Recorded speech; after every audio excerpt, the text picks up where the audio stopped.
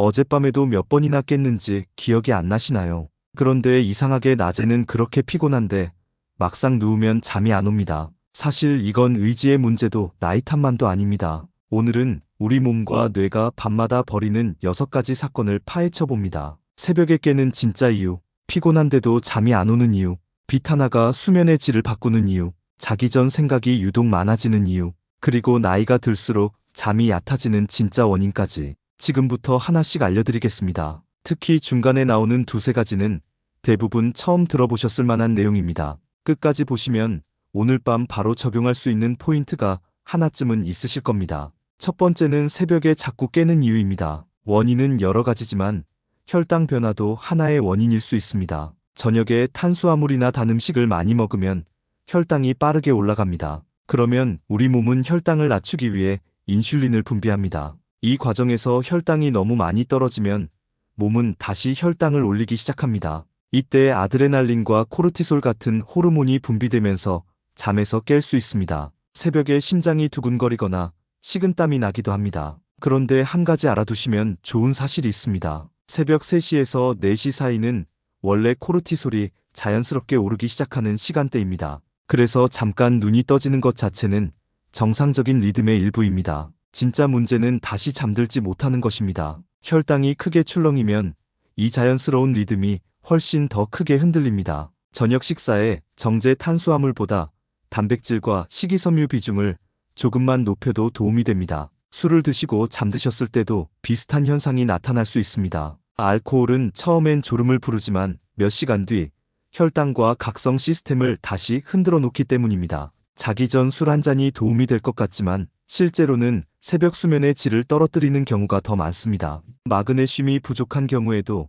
근육과 신경이 충분히 이완되지 못해 얕은 잠을 자주 유발할 수 있습니다. 평소 다리에 쥐가 자주 나거나 눈꺼풀이 파르르 떨리는 증상이 있다면 마그네슘 섭취를 함께 점검해 보시는 것도 방법입니다. 물론 새벽에 깨는 이유는 스트레스나 수면 무호흡증, 카페인 등 매우 다양합니다.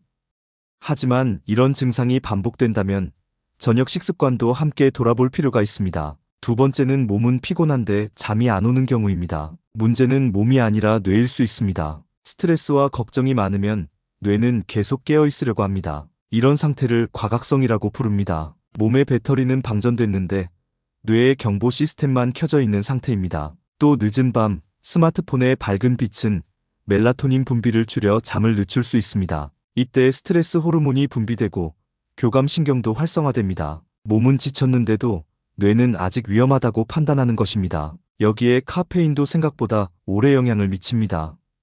카페인은 몸에서 절반이 빠져나가는 데만 대여섯 시간이 걸립니다. 그래서 오후 2, 3시에 마신 커피 한 잔도 자정까지 뇌를 깨어있게 만들 수 있습니다. 잠들기 1시간 전에는 스마트폰 사용을 줄이고 조명을 어둡게 해보세요. 가벼운 스트레칭이나 복식 호흡으로 몸과 뇌를 진정시키는 것도 도움이 됩니다. 숨을 들이쉴 때보다 내쉬는 시간을 조금 더 길게 가져가면 긴장이 더 잘 풀립니다. 이 호흡을 5번만 반복해도 심박수가 눈에 띄게 안정되는 걸 느끼실 수 있습니다. 잠은 몸보다 뇌가 먼저 편안해질 때 찾아옵니다. 세 번째는 빛입니다. 빛은 우리 몸의 생체 시계를 맞추는 가장 강력한 신호입니다. 우리 눈에는 사물을 보는 세포와는 별개로 빛의 양만 감지하는 특별한 세포가 있습니다. 이 세포가 하루 종일 빛의 정보를 뇌 속 생체 시계로 보내고 있습니다. 아침에 일어나 자연광을 보면 몸은 하루를 시작할 준비를 합니다. 그래서 눈을 뜨자마자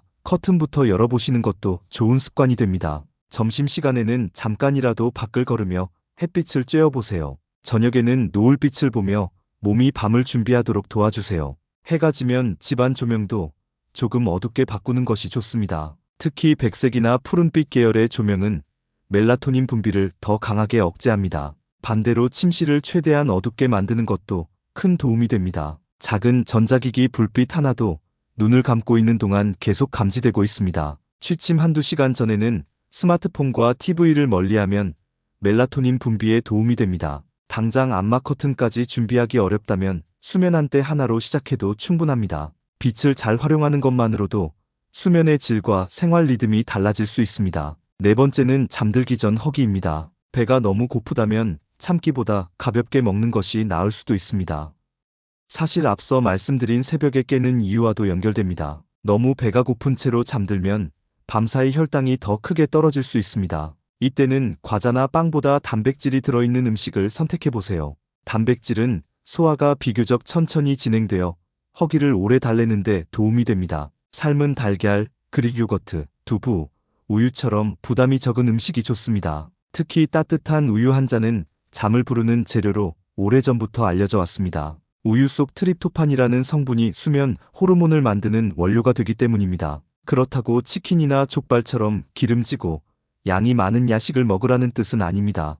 양은 한두 입 정도, 취침 1시간 전까지만 드시는 것이 가장 안전합니다. 늦은 밤에는 소화 부담이 적은 음식을 소량만 먹는 것이 숙면과 다음날 식욕 조절에도 도움이 됩니다. 5번째는 자기 전 유독 많아지는 생각입니다. 성격 탓이 아닙니다. 낮 동안 뇌는 전두엽이 나서서 걱정을 억누르고 있습니다. 그런데 밤이 되면 전두엽 활동이 자연스럽게 낮아집니다. 반면 감정을 담당하는 편도체는 그대로 예민하게 남아 있습니다. 브레이크는 풀리고 엑셀만 남는 셈입니다. 그래서 낮엔 신경도 안 쓰던 일이 밤엔 크게 느껴집니다. 방법은 걱정을 참는 게 아니라 시간을 옮기는 것입니다. 자기 전이 아니라 저녁 식사 전에 걱정 시간을 따로 정해보세요. 그 시간에 머릿속 걱정을 종이에 그대로 적어보세요. 뇌는 적어둔 걱정을 다시 꺼내지 않아도 된다고 인식합니다. 처음엔 어색해도 일주일만 꾸준히 해보시면 이불 속 생각의 양이 눈에 띄게 줄어드는 걸 느끼실 수 있습니다. 이 방법은 특정 나이대만의 이야기가 아니라 뇌가 작동하는 방식 자체이기 때문에 누구에게나 비슷하게 적용됩니다. 6번째는 나이가 들수록 얕아지는 잠입니다. 젊을 땐 업어가도 몰랐는데 요즘은 작은 소리에도 깬다면 착각이 아닙니다. 뇌는 나이가 들수록 깊은 잠 단계를 만드는 능력 자체가 줄어듭니다. 이 단계를 서파수면이라고 부릅니다. 서파수면은 뇌가 낮 동안 쌓인 노폐물을 청소하는 시간입니다. 그런데 40대를 지나면서 이 서파수면 비율이 눈에 띄게 줄어듭니다. 그래서 자는 시간은 똑같은데 깬 것 같은 느낌이 드는 것입니다. 원인 중 하나는 멜라토닌 분비량 자체가 젊을 때보다 줄어드는 것입니다. 그래서 빛에 훨씬 더 예민하게 반응하게 됩니다. 잠들기 2시간 전부터는 조명을 낮추는 것만으로도 도움이 됩니다. 규칙적인 낮 시간 운동도 서파 수면을 늘리는데 도움이 된다고 알려져 있습니다. 꼭 격렬한 운동이 아니어도 하루 20분 정도의 걷기만으로도 충분히 효과를 볼 수 있습니다. 서파 수면을 늘리는 데는 어두운 환경이 약보다 먼저입니다. 오늘 6가지 원인을 함께 살펴봤습니다. 혈당, 뇌의 과각성, 빛,